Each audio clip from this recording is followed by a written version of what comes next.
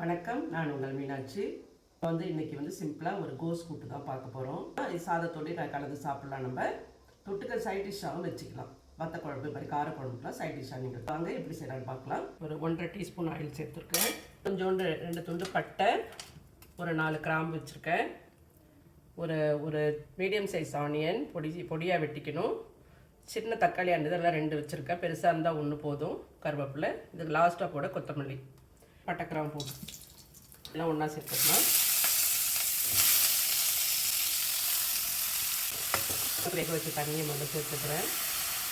1 teaspoon நம்ம குழம்புக்கு போடுற மிளகாத்தூள்.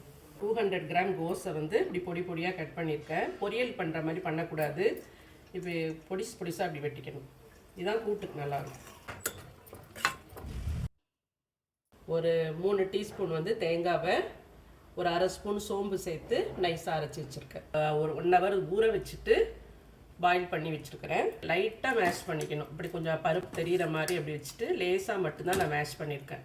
பருப்பு அந்த கூட்டில் சேர்க்கும்போது பாருங்க, கோஸ் நல்லா வெந்துருச்சுது. இப்போ இந்த பருப்பு சேர்த்துக்கலாம். தேங்காய் பெருஞ்சீரகம் அரைச்சல இந்த பேஸ்ட் நான் 2 ஸ்பூன் அளவு சேர்த்துருக்கேன். நல்லா கொதிக்கட்டும். கூட்டு ரெடி ஆகிடுச்சு. சாதத்தை தொட்டு சாப்பிட்றதுக்கு வச்சுருக்கோம். நீங்கள் சாதத்தோடு பிணைஞ்சு சாப்பிட்றதுன்னா கொஞ்சம் தலைன்னு நீங்கள் இறக்கிக்கலாம். இந்த ரெசிபி உங்களுக்கு பிடிச்சிருந்தா லைக் பண்ணுங்கள், ஷேர் பண்ணுங்கள், மறக்காமல் கமெண்ட் பண்ணுங்கள். Thank you, by.